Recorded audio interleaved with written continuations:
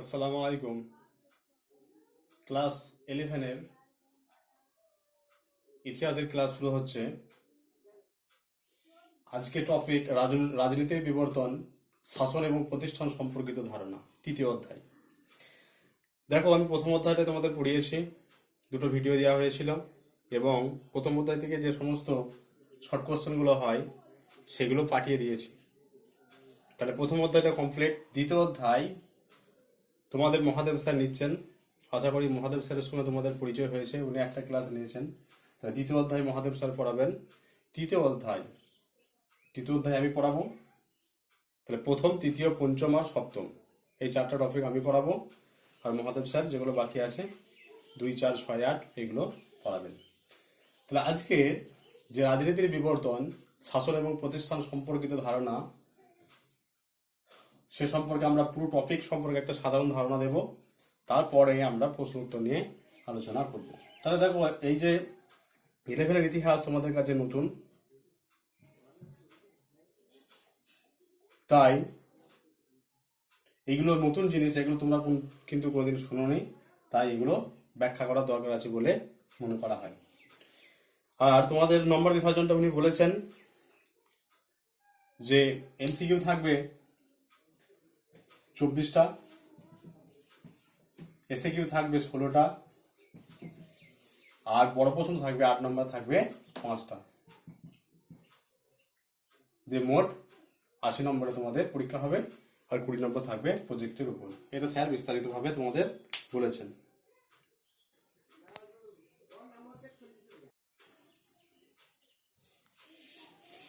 দেখো, প্রথমে আছে পলিশ কি। তাহলে পলিশ, এটা গ্রিক শব্দ পলিশ, POLIS, পলিশ। এটা হচ্ছে গ্রিক শব্দ পলিশের ইংরেজি যদি আমরা করি তাহলে কি হবে? City state.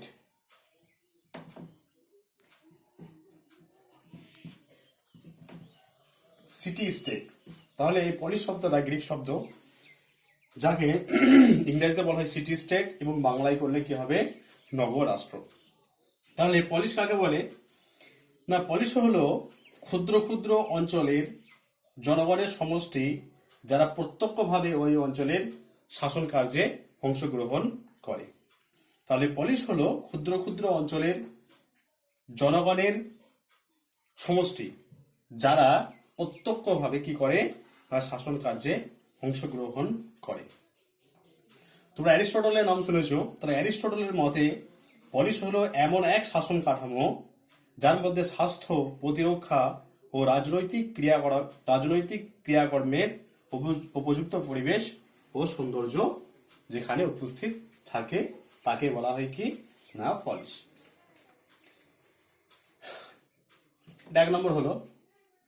2 নম্বর, পলিশের উদ্ভব কবে হয়েছিল? খ্রিস্টপূর্ব 5ম থেকে 4র্থ শতাব্দী হলো গ্রিসের ধ্রুপদী যুগ। তাহলে খ্রিস্টপূর্ব 5ম থেকে 4র্থ শতাব্দী। তাহলে এই সময় গ্রিস, এশিয়া মাইনর, ইজিয়ান সাগরের দ্বীপ অঞ্চলে এই পলিশগুলো গড়ে উঠেছিল, এবং পলিশের সংখ্যা ছিল প্রায় 1500টি। তাহলে খ্রিস্টপূর্ব 5ম থেকে 4র্থ শতাব্দী। দেখো, খ্রিস্টপূর্ব যদি হয় তাহলে পূর্বাব্দ বা খ্রিস্টপূর্ব যেগুলো সেগুলো বেশি থেকে কম হয়। তাহলে এই কারণে 5ম থেকে 4র্থ শতাব্দী বলা হয়েছে, কিন্তু খ্রিস্টাব্দ হলে কি হতো? 4র্থ থেকে 5ম শতাব্দী হতো। যেহেতু এটা খ্রিস্টপূর্বাব্দ, তাই পলিশগুলোর উদ্ভব হয়েছিল খ্রিস্টপূর্ব 5ম থেকে 4র্থ শতাব্দীর মধ্যে। এবং 5ম থেকে 4র্থ শতাব্দীর মধ্যে যে পলিশের উদ্ভব হয়েছিল, সেখানে পলিশের সংখ্যা ছিল কত? 1500টি। নেক্সট আমরা আলোচনা করব যে পলিশের উদ্ভবের কি কারণ ছিল যার ফলে পলিশগুলো গড়ে উঠেছিল। তাহলে প্রাচীন গ্রিস দেশেই পলিশের উদ্ভব হয়। একটু আগে বলেছি যে পলিশ শব্দটা গ্রিক শব্দ। তাহলে প্রাচীন গ্রিসেই এই পলিশ গড়ে উঠেছিল। তাহলে পলিশের উদ্ভবের পেছনে যে সাধারণ যে কারণগুলো আছে সেইগুলোর মধ্যে আমরা বলতে পারি যে, প্রথমত, বিদেশি আক্রমণ প্রতিরোধ করার জন্য পাহাড়ের উঁচু স্থানে প্রধান শাসন কেন্দ্র গড়ে তোলা হয়েছিল, যেগুলো অ্যাক্রোপলিস নামে পরিচিত। এই অ্যাক্রোপলিসটা তোমাদের শর্ট কোশ্চেন আছে যে অ্যাক্রোপলিস কাকে বলে। তাহলে বিদেশি আক্রমণ প্রতিরোধ করার জন্য গ্রিসে কি করা হয়েছিল, উঁচু পাহাড়ের স্থানে শাসন কেন্দ্র গড়ে তোলা হয়েছিল, যা অ্যাক্রোপলিস নামে পরিচিত। এটা হচ্ছে 1 নম্বর পয়েন্ট। 2 নম্বর হচ্ছে যে অ্যাক্রোপলিস গুলো যে গড়ে তোলা হয়েছিল পাহাড়ের উঁচু স্থানে, সেখানে মানুষদের যে দৈনন্দিন চাহিদা, সেই দৈনন্দিন চাহিদা মেটানোর জন্য সেখানে বাজার গড়ে উঠেছিল। আর 3 নম্বরে আমরা বলবো যে যেহেতু এটা পাহাড়ের ওপরে গড়ে উঠেছিল, তাই ভৌগোলিক দিক থেকে এই অ্যাক্রোপলিস গুলো সুরক্ষিত ছিল। আর 4 নম্বরে আমরা বলবো গ্রিকরা ক্ষুদ্র রাষ্ট্রকে বেশি গুরুত্ব দিত। কেন ক্ষুদ্র রাষ্ট্রকে বেশি গুরুত্ব দিত? এই কারণে যে একটা রাষ্ট্র যদি ক্ষুদ্র হয়, তাহলে সেই রাষ্ট্রে যত জনগণ থাকবে, জনসংখ্যা যতজন থাকবে, সবাই কিন্তু সক্রিয়ভাবে বা প্রত্যক্ষভাবে শাসন কার্যে অংশগ্রহণ করতে পারবে, যেটা পলিসের একটা অন্যতম বৈশিষ্ট্য ছিল। তাহলে এই সমস্ত কারণের জন্য, আর সর্বোপরি আরেকটা যেটা গুরুত্বপূর্ণ কারণ, সেটা হচ্ছে যে তাদের কাছে বড় রাষ্ট্র, অর্থাৎ এরা ছোট রাষ্ট্রের উপরে বেশি গুরুত্ব দিত। তাদের কাছে বড় রাষ্ট্রকে তারা সম্মানজনক বলে মনে করতো না। অর্থাৎ সেই সময়কালে এই গ্রিসের মানুষরা ছোট রাষ্ট্রকে বেশি প্রাধান্য দিত। নেক্সট আলোচনা করব পলিসের বৈশিষ্ট্য নিয়ে। তাহলে পলিসের যে সাধারণ বৈশিষ্ট্য, সেগুলো যদি আমরা বিশ্লেষণ করি, তাহলে বলতে পারি যে যেহেতু এটা শাসন কার্যে অংশগ্রহণের একটা ব্যাপার ছিল, তাই এই পলিসগুলো ছিল, এই পলিসের আয়তন ছিল খুবই ক্ষুদ্র। 2 নম্বর বৈশিষ্ট্যের কথা আমরা বলবো যে পলিসের জনসংখ্যা হবে খুবই কম। পলিসের জনসংখ্যা হবে খুবই কম। কেন পলিসের জনসংখ্যা হবে খুবই কম? যেহেতু জনগণ পলিস 2 নম্বর বৈশিষ্ট্য যে পলিসের জনসংখ্যা হবে খুবই কম, যেহেতু পলিসের যতজন সদস্য থাকবেন সকলেই শাসন কার্যে প্রত্যক্ষভাবে অংশগ্রহণ করবে, তাই পলিসের জনসংখ্যা হবে খুবই কম। প্লেটোর মতে একটা আদর্শ যে পলিস, সেই পলিসের জনসংখ্যা হওয়া উচিত 5000 জন। আর নেক্সট আমরা বৈশিষ্ট্য বলবো যে গ্রিসের যে পলিস, সেই পলিসগুলোতে অভিজাততন্ত্র, গণতন্ত্র, স্বৈরতন্ত্র এবং বংশানুক্রমিক রাজতন্ত্র প্রচলিত ছিল। শুধুমাত্র যে সেখানে গণতন্ত্র চালু ছিল তা নয়, স্বৈরতন্ত্র চালু ছিল তা নয়, বা রাজতন্ত্র চালু ছিল তাও নয়। তাহলে কি কি ছিল? তা গ্রিসের পলিসগুলিতে অভিজাততন্ত্র, গণতন্ত্র, স্বৈরতন্ত্র, বংশানুক্রমিক রাজতন্ত্র প্রচলিত ছিল। আর 4 নম্বর বৈশিষ্ট্যে আমরা বলবো যে পলিসের যে রাজনৈতিক সংগঠন, সেটা 3টে ভাগে বিভক্ত ছিল: সমিতি, পরিষদ এবং ম্যাজিস্ট্রেট। সমিতি,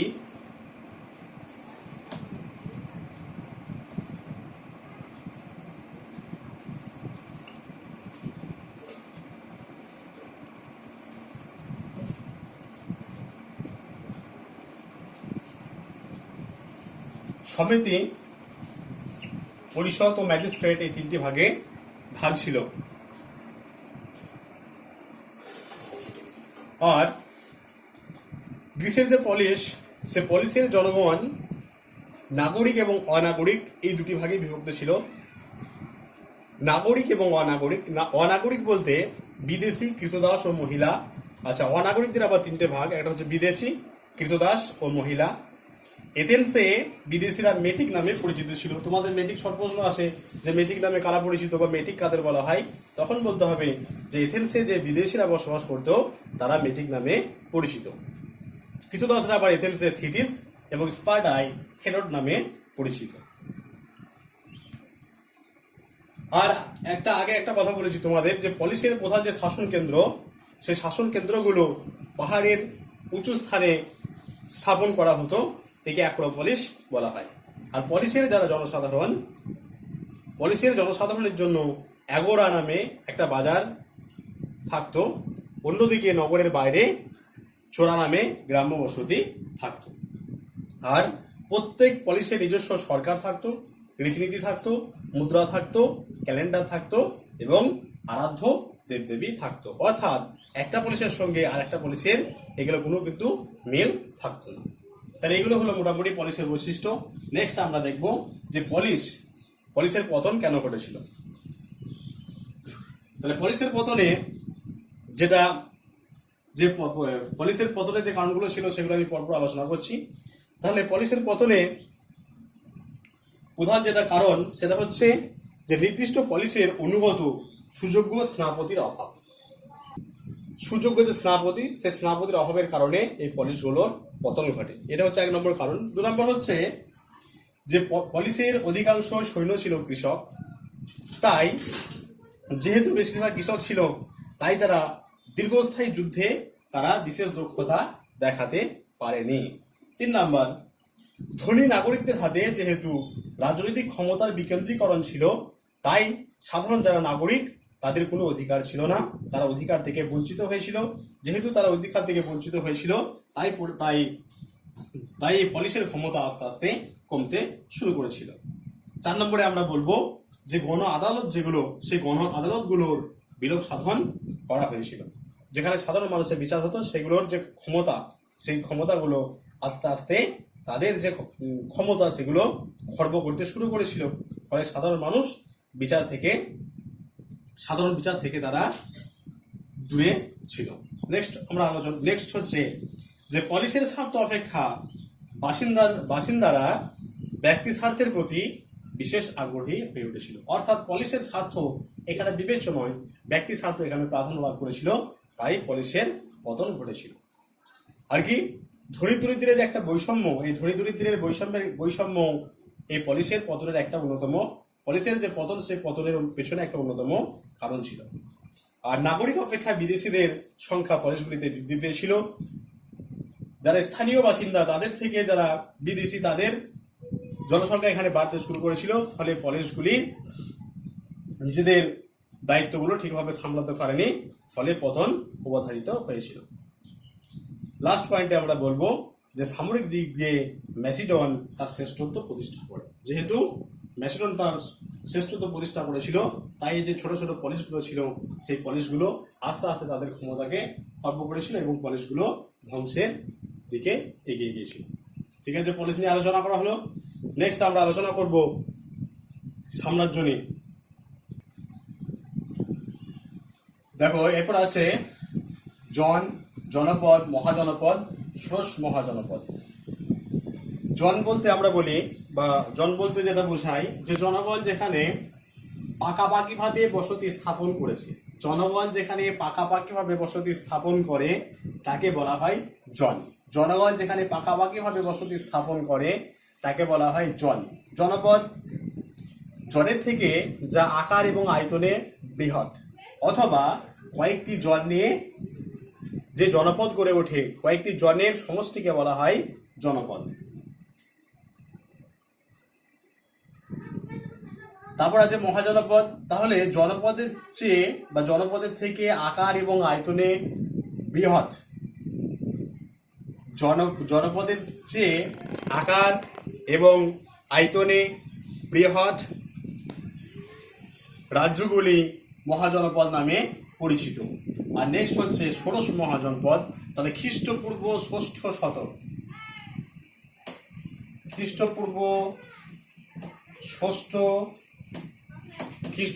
ষষ্ঠ শতকে মূলত উত্তর ভারতকে কেন্দ্র করে যে 16টি আঞ্চলিক রাজ্যের উদ্ভব ঘটেছিল তাদের সমষ্টিকে বলা হয় ষোড়শ মহাজনপদ। যেহেতু এদের সংখ্যা ছিল 16টি, তাই এদের বলা হচ্ছে কি ষোড়শ মহাজনপদ। তাহলে খ্রিস্টপূর্ব ষষ্ঠ শতকে মূলত উত্তর ভারত, কেন মূলত উত্তর ভারত বলা হচ্ছে না, 16টার মধ্যে 15টি উত্তর ভারতে অবস্থিত এবং একটা মাত্র জনপদ দক্ষিণ ভারতে অবস্থিত ছিল, তাই বলা হচ্ছে যে মূলত। তাহলে খ্রিস্টপূর্ব ষষ্ঠ শতকে মূলত উত্তর ভারতে যে 16টি আঞ্চলিক রাজ্যের উদ্ভব ঘটেছিল তাদের একত্রে বলা হয় বা তাদের সমষ্টিকে বলা হয় ষোড়শ মহাজনপদ।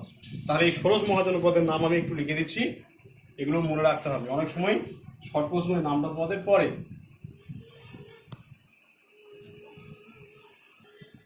এই ষোড়শ মহাজনপদের মধ্যে আমি নামগুলো বলছি, তারপরে আমি লিখে দিচ্ছি। কাশী, কোশল, অঙ্গ, মগধ। কাশী, কোশল, অঙ্গ, মগধ, ব্রিজি, মল্ল, চেদি, বৎস, কুরু, পাঞ্চাল, মৎস্য, সুরসেন, অস্মক, অবন্তী, গান্ধার এবং কম্বোজ। তাহলে চারটা করে মুখস্থ করবে, তাহলে সুবিধা হবে। কি কি? কাশী কৌশল অঙ্গ মগধ ব্রিজি মল্ল চেদি বৎস কুরু পাঞ্চাল মৎস্য সুরসেন অশ্মক অবন্তী গান্ধার কম্বোজ। তাহলে এই 16টি ছিল, এই 16টি রাজ্যের সমষ্টিকে আমরা বলছি কি ষোড়শ মহাজনপদ। নামগুলো আমি লিখে দিচ্ছি।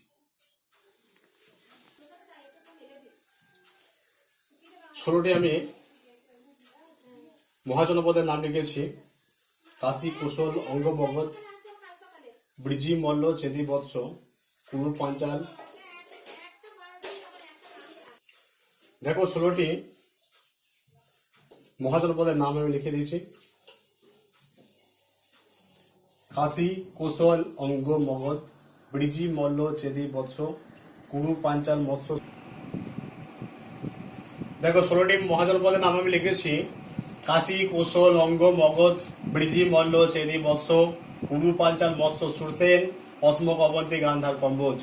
তাহলে যেগুলো তলায় আমি দাগ দিচ্ছি সেগুলো খুব ইম্পর্টেন্ট। ব্রিজি ও মল্ল দেখো দুটো পাশাপাশি মহাজনপদ। তাহলে এই যে 16টি মহাজনপদের মধ্যে এই ব্রিজি এবং মল্ল, ব্রিজি বা বজ্জি ও মল্ল এই দুটি মহাজনপদ ছিল প্রজাতান্ত্রিক। বাকি যেগুলো মহাজনপদ ছিল সেগুলো সব ছিল রাজতান্ত্রিক, ব্যতিক্রম শুধু ব্রিজি আর মল্ল। তোমাদের অনেক সময় পরে যে দুটি প্রজাতান্ত্রিক মহাজনপদের নাম লেখো, তখন তোমাদের লিখতে হবে কি ব্রিজি ও মল্ল। আর একটা আমি দাগ দিচ্ছি অশ্মক।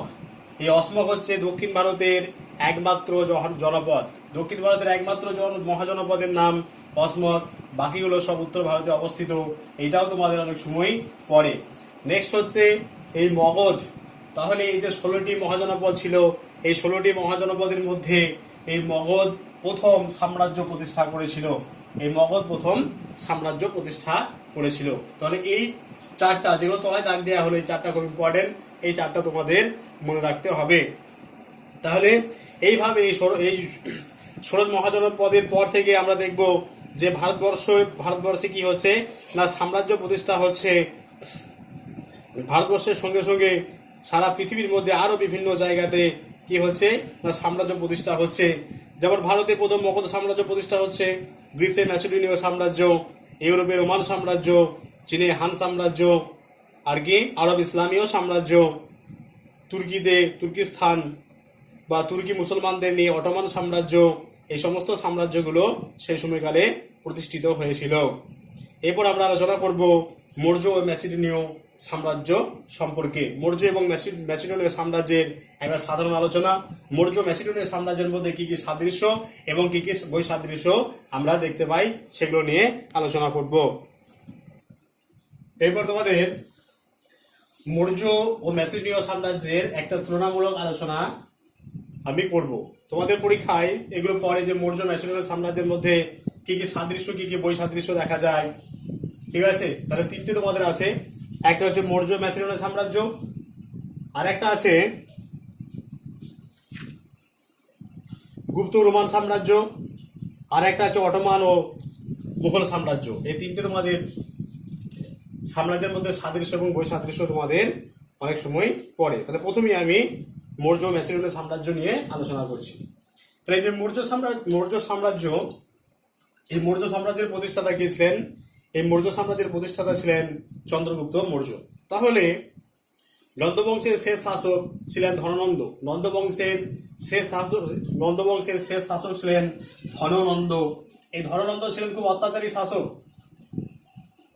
এই ধননন্দের শাসনকালে সাধারণ মানুষদের জীবন অতিষ্ঠ হয়ে উঠেছিল। তাহলে তোমরা কৌটিল্যের নাম শুনেছ, যার ভালো নাম হচ্ছে বিষ্ণুগুপ্ত। সেই কৌটিল্যকে এই ধননন্দকে একবার অপমান করেছিলেন। তাহলে সেই অপমানের প্রতিশোধ নেওয়ার জন্য কি করেছিলেন এই কৌটিল্য বা বিষ্ণুগুপ্ত কি করেছিলেন না একটা কিশোর অর্থাৎ যিনি পরবর্তীকালে চন্দ্রগুপ্ত নামে পরিচিত, সেই চন্দ্রগুপ্তকে তিনি কি করেছিলেন একটা আদর্শ শাসক হিসেবে প্রতিষ্ঠা করেছিলেন। এবং আদর্শ শাসক হিসেবে প্রতিষ্ঠা করার ফলে তাকে সমস্ত যে যুদ্ধের যে কলাকৌশল সেগুলো সব শিখিয়েছিলেন। এবং এই চন্দ্রগুপ্ত মৌর্য কি করেছিলেন খ্রিস্টপূর্ব 324 অব্দে মগধের যে নন্দবংশের শাসক, সেই নন্দবংশের শাসক ধননন্দকে পরাজিত করে ভারতবর্ষে কি করেছিলেন না মৌর্য সাম্রাজ্য প্রতিষ্ঠা করেছিলেন। অন্যদিকে আমরা দেখব যে ম্যাসিডন রাজ্যের যে যিনি প্রতিষ্ঠাতা তার নাম হচ্ছে ক্যারানাস। এই ক্যারানাস ম্যাসিডোনীয় সাম্রাজ্য প্রতিষ্ঠা করেছিলেন।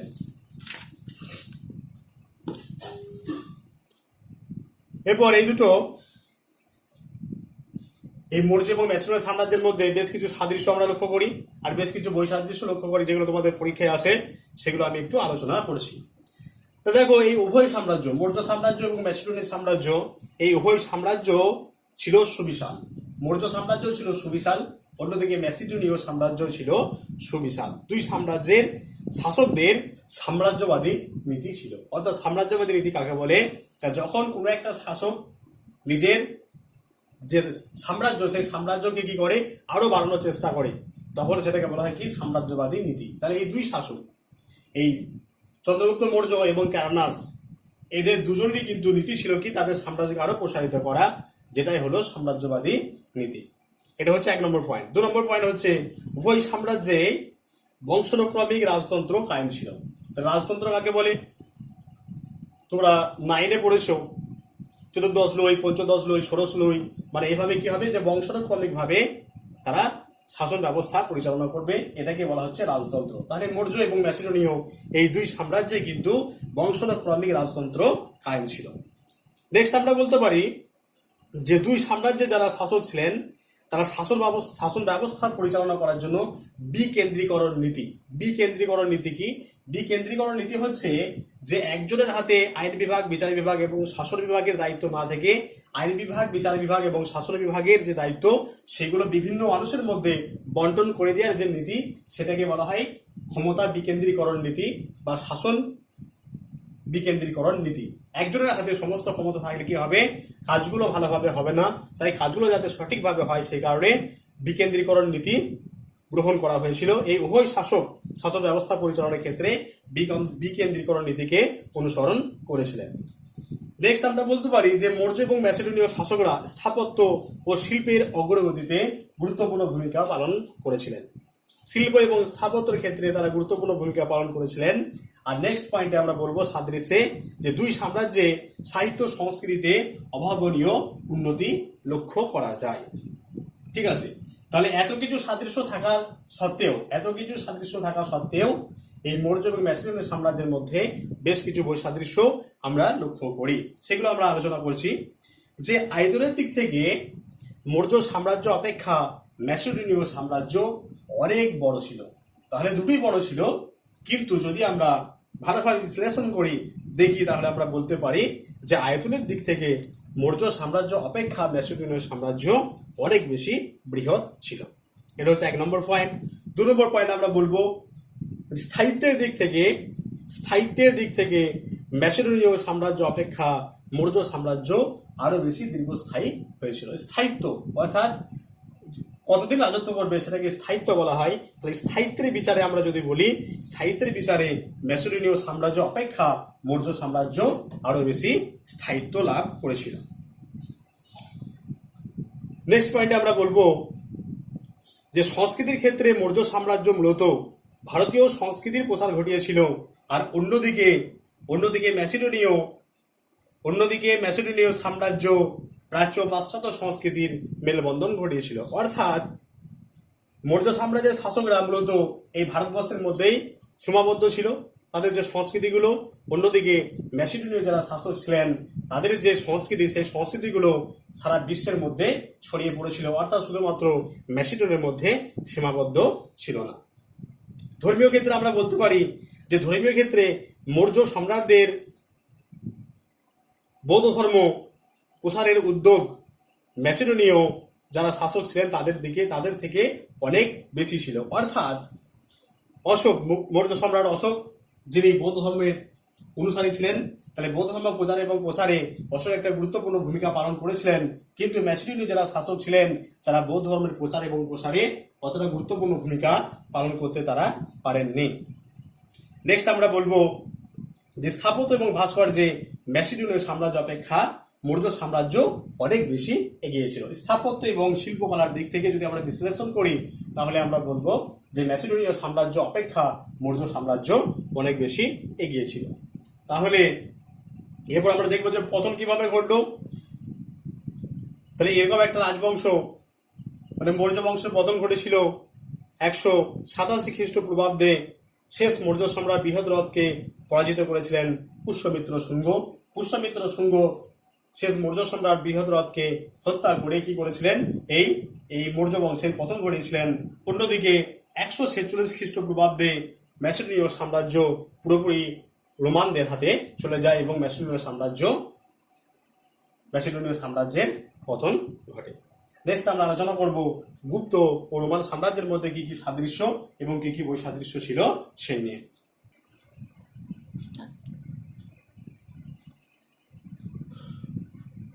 এরপর আলোচনা করা হবে গুপ্ত ও রোমান সাম্রাজ্য নিয়ে। গুপ্ত ও রোমান সাম্রাজ্যের মধ্যে কি কি সাদৃশ্য ছিল, কি কি বৈসাদৃশ্য ছিল, এই নিয়ে আলোচনা করা হবে। তাহলে আমরা দেখবো যে গুপ্ত সাম্রাজ্যের প্রতিষ্ঠাতা কে ছিলেন। গুপ্ত সাম্রাজ্যের প্রতিষ্ঠাতা ছিলেন শ্রীগুপ্ত। গুপ্ত সাম্রাজ্যের প্রতিষ্ঠাতা ছিলেন শ্রীগুপ্ত। অন্যদিকে রোমের প্রথম ঐতিহাসিক রাজা ছিলেন রোমিউলাস।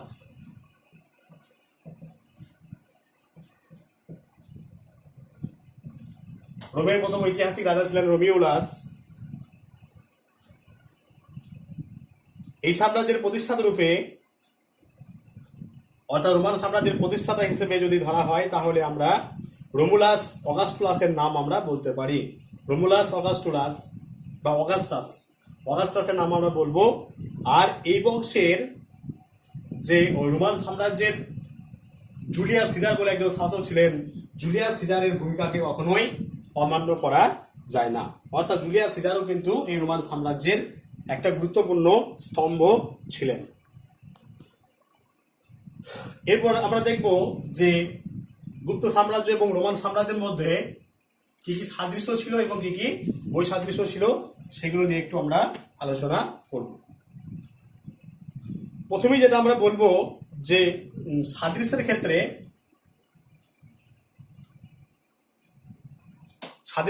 যেটা আমরা বলবো, আচ্ছা এই সাদৃশ্য বলার আগে এই গুপ্ত সাম্রাজ্য থেকে বেশ কিছু প্রশ্ন আসে, দু একটা শর্ট প্রশ্ন পড়ে, সেগুলো আমি আলোচনা করে দিচ্ছি। দেখো তোমরা সবাই সমুদ্রগুপ্তের নাম আশা করি শুনেছো। সমুদ্রগুপ্তের নাম কম বেশি সকলেই তোমরা শুনেছো। তাহলে সেই সমুদ্রগুপ্তের দুটো নীতি যেগুলো শর্ট প্রশ্ন আসে সেগুলো একটু আলোচনা করে দিচ্ছি। সমুদ্রগুপ্ত কে ছিলেন? সমুদ্রগুপ্ত ছিলেন এই গুপ্ত বংশের শ্রেষ্ঠ শাসক ছিলেন সমুদ্রগুপ্ত। তাহলে সমুদ্রগুপ্ত তার শাসন ব্যবস্থা প্রতিষ্ঠা করার জন্য দুটো নীতি তিনি অবলম্বন করেছিলেন। একটা হচ্ছে উন্মূল্য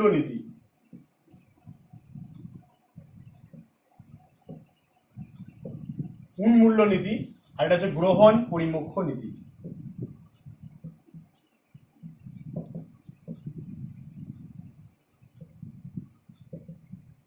তাহলে উন্মূল্য নীতিটাকে বলে দিই। সমুদ্রগুপ্ত শাসন ব্যবস্থা প্রতিষ্ঠা করার জন্য বা তার সাম্রাজ্য বিস্তার নীতি, একটু আগে যেটা বলেছি সাম্রাজ্য বিস্তার নীতি, তাহলে তার শাসন ব্যবস্থাকে প্রসারিত করার জন্য তিনি কি করেছিলেন? সাম্রাজ্য বিস্তার নীতি গ্রহণ করেছিলেন। তাহলে সাম্রাজ্য বিস্তার নীতিকে কার্যকর করার জন্য তিনি উত্তর ভারতের 9 জন শাসককে পরাজিত করেছিলেন এবং পরাজিত করে তাদেরকে একদম নির্মূল করে দিয়েছিলেন। উন্মূল্য মানে শেকড় থেকে তুলে নেওয়া। জমিতে আগাছা হলে কি হয়? জমিতে আগাছা হলে শেকড় থেকে তুলে না নিলে সেটা থেকে আবার কি হয়? আবার আগাছা বের হয়। ওই কারণে তিনি কি করেছিলেন যে উত্তর ভারতের 9 জন শাসককে তিনি একদম শেষ করে দিয়েছিলেন, একদম নির্মূল করে দিয়েছিলেন। সমুদ্রগুপ্তের এই সাম্রাজ্যবাদী নীতি, সমুদ্রগুপ্তের উত্তর ভারতের এই সাম্রাজ্যবাদী নীতি উন্মূল্য নীতি নামে পরিচিত। অন্যদিকে সমুদ্রগুপ্ত দক্ষিণ ভারত অভিযান করেছিলেন। দক্ষিণ ভারতের 12 জন রাজাকেও তিনি পরাজিত করেছিলেন, কিন্তু তিনি দেখেছিলেন যে উত্তর ভারত থেকে এসে দক্ষিণ ভারতের শাসন ব্যবস্থা পরিচালনা করা খুব কষ্টকর। তাই তিনি প্রথমে তাদেরকে পরাজিত করেছিলেন, তারপর তাদেরকে আবার মোক্ষ মানে তাদেরকে মুক্তি দিয়েছিলেন, অর্থাৎ বাৎসরিক করদানের বিনিময়ে সেই দক্ষিণ ভারতের 12 জন রাজাকে আবার স্বপদে বহাল রেখেছিলেন। তাহলে সমুদ্রগুপ্তের দক্ষিণ ভারতের এই নীতি গ্রহণ পরিমোক্ষ নীতি নামে পরিচিত। তাহলে প্রথমে তাদেরকে পরাজিত করছেন, তারা পরাজয় স্বীকার করছে, পরাজয় স্বীকার করার ফলে তারা কি করছে, রাজাকে বাৎসরিক করদানের বিনিময়ে সমুদ্রগুপ্ত আবার কি করছে, তাদেরকে স্বপদে বহাল রাখছেন। তাহলে সমুদ্রগুপ্তের দক্ষিণ ভারতের ক্ষেত্রে এই নীতি গ্রহণ পরিমোক্ষ নীতি নামে পরিচিত। কেন তিনি এই নীতি গ্রহণ করেছিলেন? যারা সমুদ্রগুপ্ত ভেবেছিলেন যে উত্তর ভারত থেকে দক্ষিণ ভারতে শাসন ব্যবস্থা কার্যকর করা খুবই কষ্টকর, তাই তিনি দক্ষিণ ভারতের ক্ষেত্রে এই নীতি অবলম্বন করেছিলেন। ঠিক আছে, এরপর তাহলে আমরা সাদৃশ্যগুলো এবং বৈসাদৃশ্যগুলো আলোচনা করছি।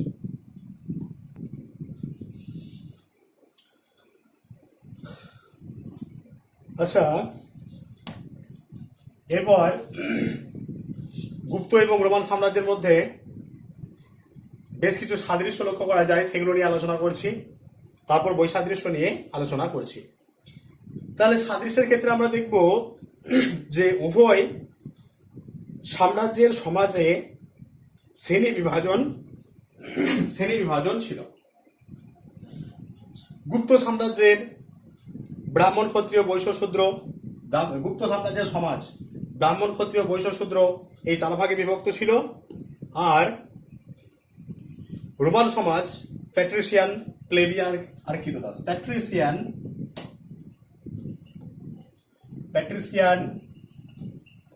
প্লেবিয়ান আর ক্রিটোদাস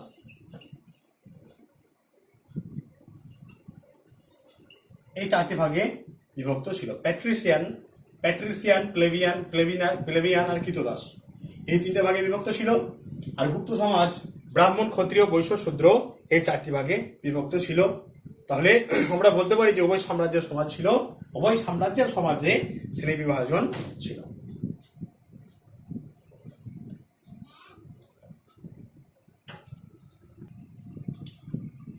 নেক্সট, উভয় সাম্রাজ্যের শাসক গুপ্ত এবং রোমান উভয় সাম্রাজ্যের শাসকরা তাদের সাম্রাজ্যবাদী নীতিকে কার্যকর করার চেষ্টা করেছিলেন।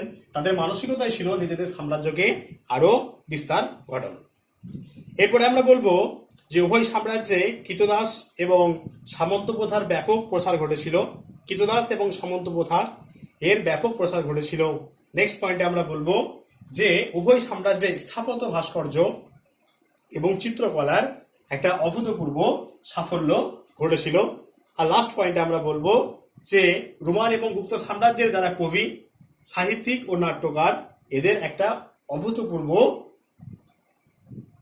প্রতিভার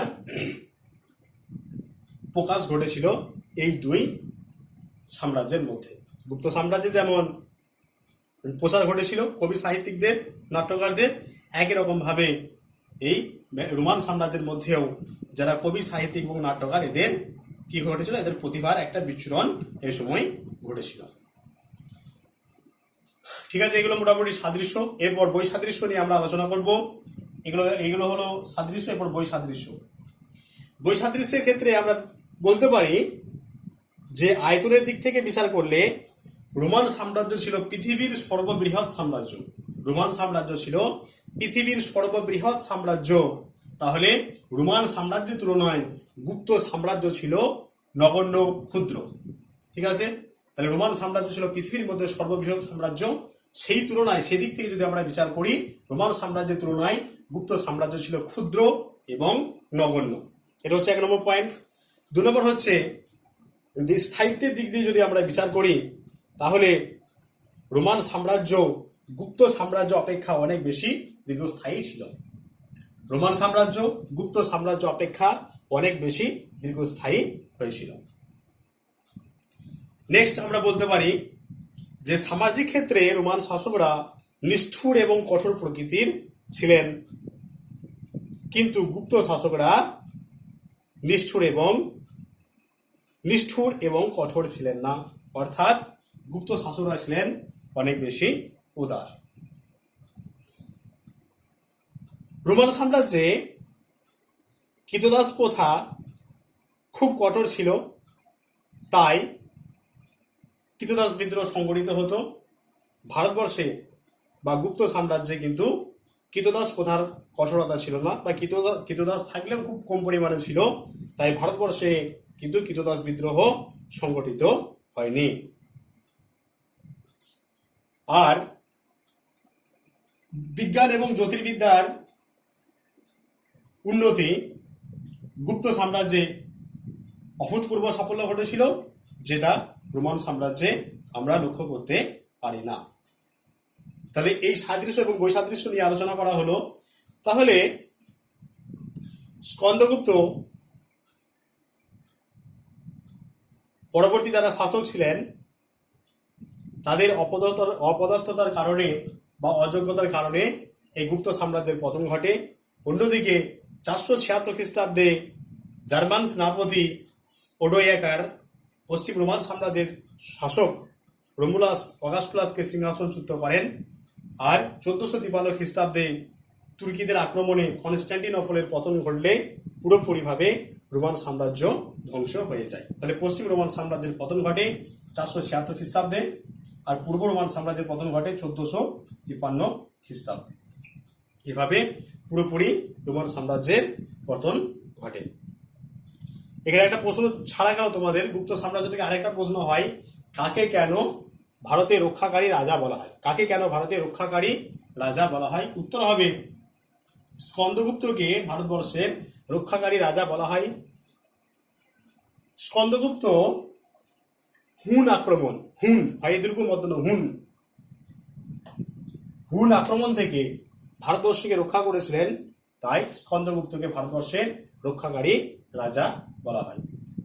নেক্সট আমরা আলোচনা করব মুঘল এবং অটোমান সাম্রাজ্যের মধ্যে সাদৃশ্য এবং বৈসাদৃশ্য নিয়ে। আচ্ছা, এরপর আলোচনা করব মুঘল এবং অটোমান সাম্রাজ্যের মধ্যে সাদৃশ্য এবং বৈসাদৃশ্য নিয়ে। এটাই শেষ, এই সাদৃশ্য এবং বৈসাদৃশ্যটাই তোমাদের শেষ। তাহলে আমরা জহিরুদ্দিন মোহাম্মদ বাবরের নাম অনেকেই জানি, যিনি 1526 খ্রিস্টাব্দে পানিপথের প্রথম যুদ্ধে ইব্রাহিম লোদিকে পরাজিত করে ভারতবর্ষে মুঘল সাম্রাজ্যের প্রতিষ্ঠা করেছিলেন। 1526 খ্রিস্টাব্দে পানিপথের প্রথম যুদ্ধে জহিরুদ্দিন মোহাম্মদ বাবর কাকে পরাজিত করেছিলেন? না, ইব্রাহিম লোদিকে পরাজিত করে ভারতবর্ষে মুঘল সাম্রাজ্যের প্রতিষ্ঠা করেছিলেন। অন্যদিকে 1299 খ্রিস্টাব্দে তুর্কি বীর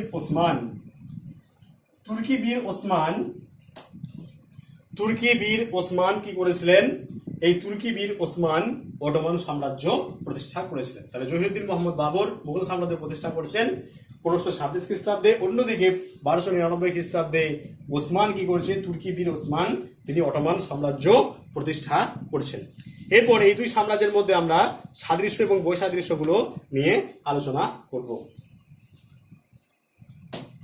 তারপর বৈসাদৃশ্য। তো সাদৃশ্যের মধ্যে প্রথমেই যেটা আমরা বলবো যে মুঘল সাম্রাজ্য এবং অটোমান সাম্রাজ্য এই দুটো সাম্রাজ্যের যে ভিত্তি, সেই ভিত্তি কিন্তু সামরিক বাহিনীর উপর নির্ভরশীল ছিল। মুঘল সাম্রাজ্য এবং অটোমান সাম্রাজ্য এই দুই সাম্রাজ্যের যে ভিত্তি, সেই ভিত্তিটা কিন্তু সামরিক শক্তির উপরে দাঁড়িয়েছিল। এটা হচ্ছে 1 নম্বর পয়েন্ট। 2 নম্বর হচ্ছে উভয় সাম্রাজ্যের শাসন ব্যবস্থা মূল লক্ষ্য ছিল সাম্রাজ্যের সার্বিক উন্নতি এবং জনগণের কল্যাণ সাধন করা। অর্থাৎ একটা আদর্শ সাম্রাজ্যের যে বৈশিষ্ট্য থাকা দরকার, এই দুই সাম্রাজ্যে মুঘল এবং অটোমান এই দুই সাম্রাজ্যে সেই বৈশিষ্ট্য বিদ্যমান ছিল। 3 নম্বর, উভয় সাম্রাজ্যের শাসক ছিলেন যে ধর্মের মানুষ, প্রজাদের সংখ্যাগরিষ্ঠ ছিল ভিন্ন ধর্মের। অর্থাৎ যদি আমরা ভারতবর্ষের দিকে তাকাই, তাহলে 1526 খ্রিস্টাব্দে নিশ্চয় ভারতবর্ষে মুসলমানদের থেকে হিন্দুদের সংখ্যা অবশ্যই বেশি ছিল। একই রকম ভাবে অটোমান সাম্রাজ্যের ক্ষেত্রেও আমরা দেখব যে অন্য সাম্রাজ্য অর্থাৎ শাসকরা যে ধর্মের মানুষ, দুজনা ইসলাম ধর্মের মানুষ ছিলেন। ইসলাম ধর্মের মানুষ অর্থাৎ ইসলাম ধর্মের থেকে সেই সময়কালে অন্য ধর্মের প্রজাদের সংখ্যা ছিল সংখ্যাগরিষ্ঠতা। নেক্সট আমরা বলতে পারি যে উভয় সাম্রাজ্যে শিল্প, সাহিত্য, সংস্কৃতির ক্ষেত্রে অভাবনীয় উন্নতি ঘটেছিল। আর এই লাস্ট পয়েন্টে আমরা বলবো, শেষে আমরা বলতে পারি যে উভয় শাসক অটোমান এবং মুঘল সাম্রাজ্যের শাসকরাই ছিলেন পরধর্ম সহিষ্ণু। এরা জোর করে কিন্তু নিজেদের ধর্ম প্রজাদের উপরে চাপিয়ে দেননি। এরা জোর করে যদি নিজেদের ধর্ম প্রজাদের উপরে চাপিয়ে দিতেন তাহলে আজকে ভারতবর্ষে একটা হিন্দুর অস্তিত্ব থাকতো না। অর্থাৎ জহিরুদ্দিন মোহাম্মদ বাবর যদি ইচ্ছা করতেন যে তার শাসনকালে বা মুঘল সম্রাট আকবর, যাকে মোহাম্মদ আকবর বলা হয়, তিনি যদি চাইতেন যে সারা ভারতবর্ষে আমরা ইসলাম করব শক্তি দিয়ে, তাহলে সারা ভারতবর্ষে ইসলামের ঝান্ডা উঠতো, একটা হিন্দুর অস্তিত্ব থাকতেন না। কিন্তু মুঘল যুগের যারা শাসক, অটোমান যুগের যারা শাসক, তারা কিন্তু এটা কখনোই করেননি। অর্থাৎ এরা ছিলেন পরধর্ম সহিষ্ণু শাসক। আর বৈসাদৃশ্যের ক্ষেত্রে আমরা দেখবো, এরপর বৈসাদৃশ্য নিয়ে আলোচনা করব। বৈসাদৃশ্যে আমরা বলতে পারি যে মুঘল সাম্রাজ্যের তুলনায় অটোমান সাম্রাজ্য অনেক বেশি বিস্তৃত ছিল। মুঘল সাম্রাজ্য শুধুমাত্র ভারতবর্ষের মধ্যে সীমাবদ্ধ ছিল, কিন্তু অটোমান সাম্রাজ্য বিভিন্ন দেশে ছড়িয়ে পড়েছিল। অর্থাৎ মুঘল সাম্রাজ্যের থেকে অটোমান সাম্রাজ্যের বিস্তৃতি অনেকটাই বেশি ছিল। 2 নম্বর, মুঘল সাম্রাজ্য অপেক্ষা অটোমান সাম্রাজ্যের দাস প্রথা ব্যাপক আকার ধারণ করেছিল। অর্থাৎ ব্যাপকতার দিক থেকে মুঘল সাম্রাজ্য অপেক্ষা অটোমান সাম্রাজ্যের দাস প্রথাটা অনেক বেশি ছিল। 3 নম্বরে আমরা বলতে পারি যে মুঘল সম্রাট যারা ছিলেন তারা কখনোই খলিফা পদবি ব্যবহার করতেন না। খলিফা, ইসলাম জগতে ধর্মগুরুকে বলে খলিফা, সকলে তোমরা জানো। তাহলে মুঘল যুগের শাসকরা কখনোই খলিফা উপাধি ধারণ করেননি, কিন্তু অটোমান সুলতানরা তারা খলিফা পদবি ব্যবহার করতেন। নেক্সট আমরা বলতে পারি যে মুঘল সম্রাটদের সামরিক কৃতিত্ব ভারতের মধ্যেই সীমাবদ্ধ ছিল, আর অটোমান যারা সুলতান ছিলেন তাদের সামরিক কৃতিত্ব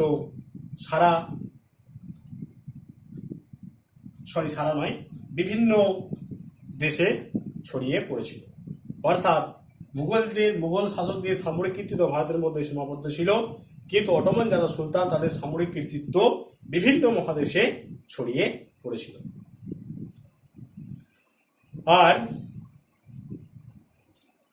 নেক্সট আমরা যেটা বলবো যে মুঘল সাম্রাজ্যের বিরুদ্ধে ভারতবর্ষে জাট এবং সদনামী এই কৃষক বিদ্রোহগুলো সংগঠিত হয়েছিল। জাট বিদ্রোহ, কৃষক বিদ্রোহ, এই বিদ্রোহগুলো ছিল ধর্মীয় দিক, অর্থাৎ তাদের ধর্মে আঘাত করা হয়েছিল বলে তারা এই সমস্ত বিদ্রোহগুলো বা এই বিদ্রোহগুলো সংগঠিত হয়েছিল। অন্যদিকে অটোমান সাম্রাজ্যের বিরুদ্ধে সংগঠিত বিদ্রোহগুলি ছিল সামরিক বিদ্রোহ। একটা হচ্ছে ধর্মীয় বিদ্রোহ, মুঘলদের ক্ষেত্রে ধর্মীয় বিদ্রোহ, অটোমানদের ক্ষেত্রে কি বিদ্রোহ হয়েছিল না সামরিক বিদ্রোহ। যাই হোক, তাহলে এত কিছু সাদৃশ্য বৈসাদৃশ্য ছিল। মুঘল সাম্রাজ্যের পতন ঘটেছিল কবে? তার 1707 খ্রিস্টাব্দে ঔরঙ্গজেবের মৃত্যু হলে মুঘল সাম্রাজ্যের পতন সুনিশ্চিত হয়ে পড়ে। অন্যদিকে 1922 খ্রিস্টাব্দে তুরস্কে জাতীয়তাবাদী নেতা কামাল আতাতুর্ক ষষ্ঠ মোহাম্মদকে সিংহাসনচ্যুত করলে অটোমান সাম্রাজ্যের পতন সুসম্পন্ন হয়।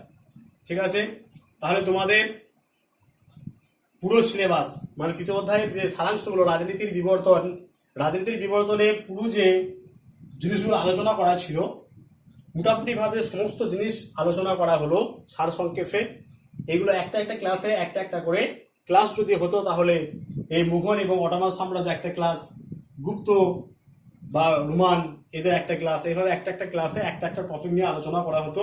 সেই সুযোগ কিন্তু এবছর আমাদের হচ্ছে না, তাই এভাবেই ক্লাসগুলো নিতে হচ্ছে। যদি কারো কিছু বুঝতে অসুবিধা হয়, আমার নাম্বার দেওয়া আছে, বা আমার নাম্বার তোমরা জানো সকলেই, আগে 2বার ক্লাস করেছো তোমরা, সেই নম্বরে আমাকে কি করবে, হোয়াটসঅ্যাপে মেসেজ করবে, অথবা যদি কারো ডাউট থাকে সরাসরি ফোন করে জিনিসটা ক্লিয়ার করে নেবে। যেহেতু এই টপিকগুলো তোমাদের নতুন, এই টপিকগুলোর সঙ্গে আগে তোমাদের কিন্তু পরিচয় ঘটেনি, তাই বুঝতে যদি অসুবিধা হয় তোমাদেরকে বলা রইল অবশ্যই তোমরা যোগাযোগ করে নেবে। ঠিক আছে।